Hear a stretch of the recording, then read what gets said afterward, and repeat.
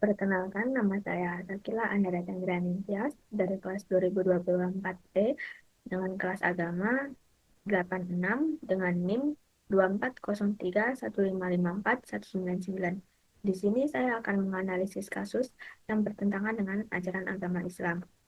Di sini saya mengambil kasus perusakan tempat ibadah yang bertentangan dengan ajaran Islam.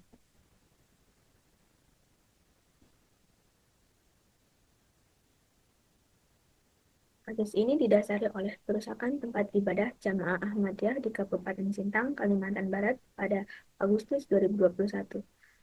Tempat ini didirikan oleh Mirza Ghulam Ahmad pada akhir abad ke-19 di India, telah lama menjadi kontroversi di kalangan umat Islam karena keyakinannya yang berbeda, terutama mengenai kenabian setelah Nabi Muhammad SAW. Fatwa MUI tahun 1980 dan 2005 menyatakan bahwa Ahmadiyah menyimpang dari ajaran Islam, yang kemudian memicu berbagai bentuk penolakan terhadap komunitas ini. Meskipun Konstitusi Indonesia menjamin kebebasan beragama, insiden intoleransi terhadap Ahmadiyah terus terjadi, termasuk serangan fisik dan perusakan tempat ibadah mereka. Peristiwa di Sintang terjadi akibat ketidaksepakatan teologis, provokasi kelompok, dan intoleransi. Kurangnya penegakan hukum terhadap tindakan serupa di masa lalu, serta minimnya edukasi dan dialog antar umat beragama.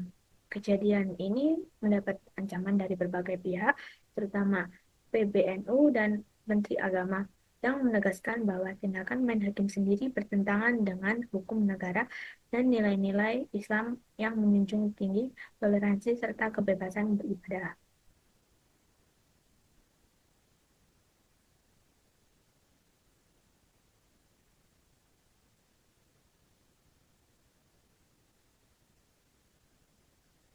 Islam secara tegas melarang perusakan tempat ibadah, baik milik Islam maupun negara lain. Dalam Islam, tempat ibadah memiliki kedudukan yang suci dan perusakannya terhadap sangat dilarang. Islam secara tegas melarang perusakan tempat agama, baik milik umat Islam maupun agama lain. Dalam Islam, tempat ibadah memiliki kedudukan yang suci dan perusakannya sangat dilarang. Beberapa dalil yang menegaskan hal ini adalah seperti Al-Quran Surat Al-Baqarah ayat 114. Ayat ini menunjukkan bahwa tindakan menghalangi ibadah dan merusak rumah ibadah adalah bentuk kezaliman besar.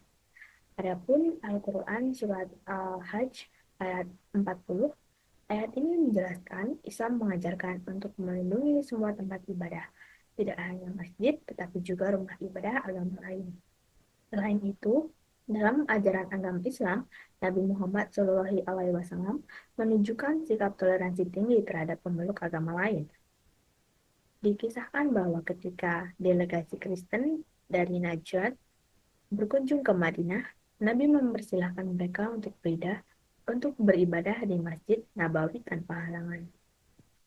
Solusi yang dapat dilakukan atau untuk mencegah terulangnya perusakan tempat ibadah dengan diperlukannya pendekatan kepada masyarakat, mulai dari penegakan hukum yang tegas terhadap pelaku intoleransi hingga penguatan edukasi keagamaan yang menekankan nilai-nilai modernisasi dan keberagamaan.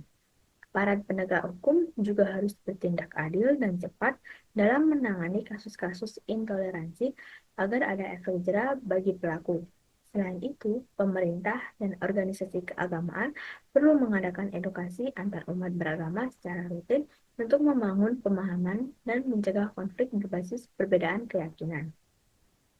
Pendidikan sejak dini juga harus menanamkan nilai-nilai kebinekaan tunggal ika agar masyarakat lebih menghargai perbedaan. Media dan tokoh agama berperan penting dalam menyebarkan narasi damai serta melawan ujaran kebencian yang dapat memicu tindakan intoleran. Dengan langkah-langkah ini, diharapkan dapat menjaga setiap warga negara tanpa memandang keyakinan dan beribadah dengan aman sesuai dengan konstitusi atau keyakinannya masing-masing. Sekian yang bisa saya jelaskan untuk menganalisis kasus tersebut. Wassalamualaikum warahmatullahi wabarakatuh.